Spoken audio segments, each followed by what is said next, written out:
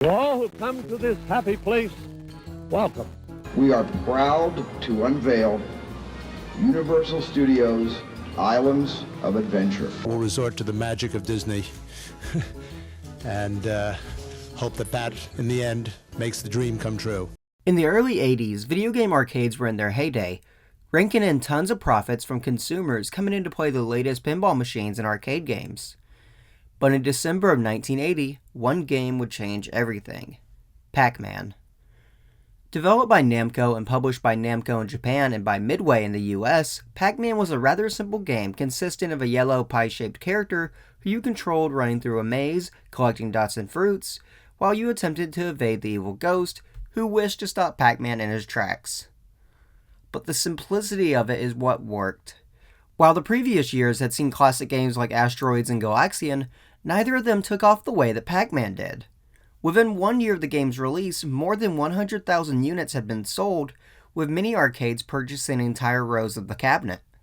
With the game earning around $8.1 million per week in the US, it was clear that Namco and Midway had a massive success on their hands.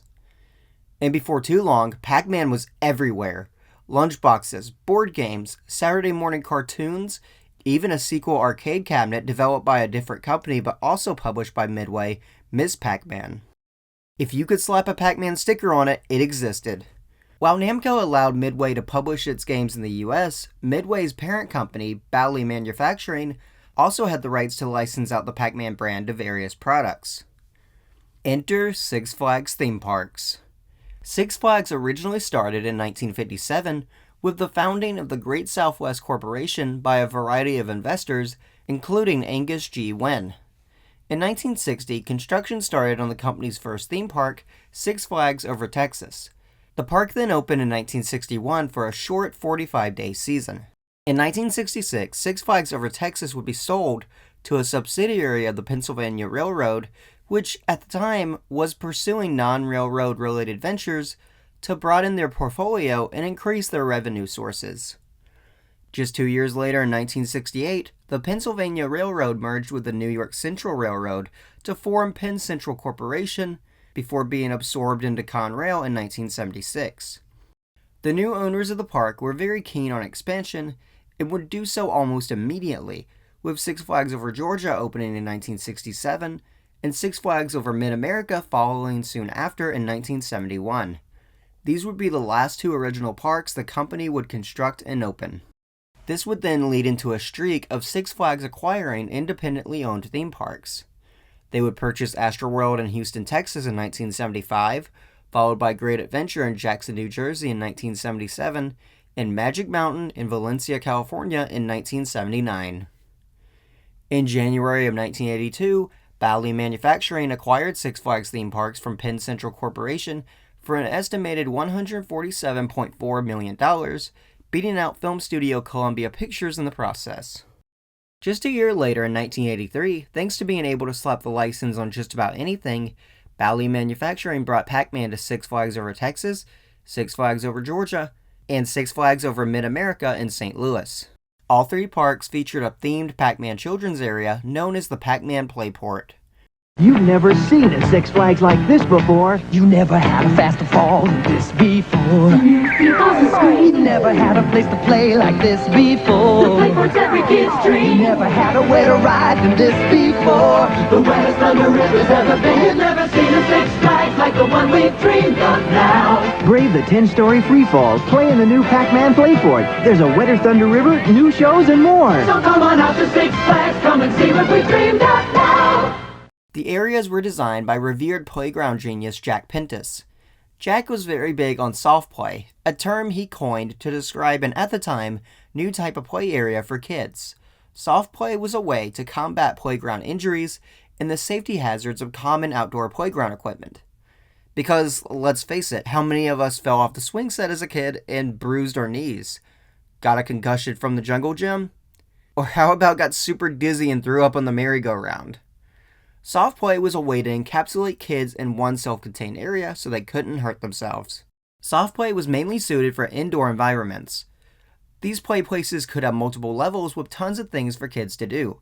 Throughout the 80s and 90s, these types of indoor play environments would pop up at McDonald's, Chuck E. Cheese, various other restaurants, and even large dedicated chains like Discovery Zone. Pintas was very enthusiastic about the Pac-Man project for Six Flags, telling the Sumter Daily Item in 1983, "Doing this is like getting the chance to be a kid all over again. I'm giving the children some fun, and I'm having fun and getting paid too. It's a great way to make a living." The initial first level of Pac-Man was very loosely recreated using a variety of tunnels, climbing nets, rope bridges, and various other parts that allowed children to climb around and explore. There was also a punching bag forest and a mountain made out of soft material that kids could climb. The play ports also featured tons of Pac-Man and Ms. Pac-Man arcade cabinets for kids to feed all of their quarters to.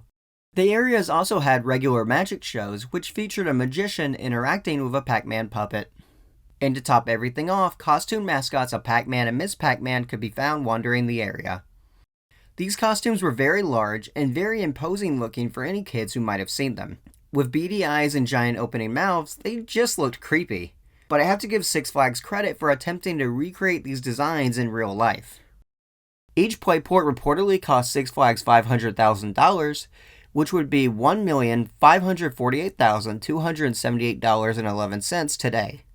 It's worth noting that one ad for Six Flags Magic Mountain mentions that you can hunt for Pirate's Gold with Pac-Man. Now, what this was referring to, I'm not entirely sure. It's totally possible that a variant of the playport existed with a pirate theme, but with how scarce photos and information about these playports are already, it's hard to say. Mountain children's world that could fill your fondest dreams, where vegetables are lollipops and bubbles seem like jelly beans. Imagine a Six Flags world where cars are aeroplanes and you can walk upon the moon. Search for Pirate's Gold with Pac-Man, ride with a shirt-tails raccoon. A special place where kids can see through magic eyes, because Magic Mountain's new children's world is exactly children's size. Wow! Pac-Man and the Shirt-Tails Gang? How wonderfully 80s. The Pac-Man playports lasted a mere 2 years, being shut down in 1985 to make room for Looney Tunes Land. And though the Pac-Man franchise has been rather stagnant in recent years, despite some efforts, the original game will always be there. In arcades, on consoles, on your phone, on Google, on whatever this thing is, and anywhere else you can possibly think of. So rest assured, Pac-Man is definitely here to stay. Hey everyone, Seeker here, and welcome back to Theme Park Oddities. I have been wanting to go back to this series for some time now, and I made the decision last year to relaunch the series, counting the 3 episodes I've already done as a season 0 of sorts. So this is the official start of season 1 of Theme Park Oddities, and I can't wait for you guys to see what's next. Take care everyone, and I'll see you in the next video.